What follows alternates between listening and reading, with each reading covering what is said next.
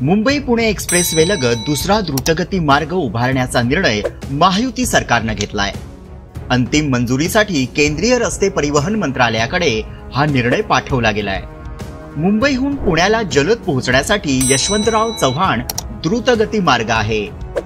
खालापूरहून तो पुढे खंडाळा मार्ग पुणे शहराच्या बाह्य सीमारेषेवर येतो।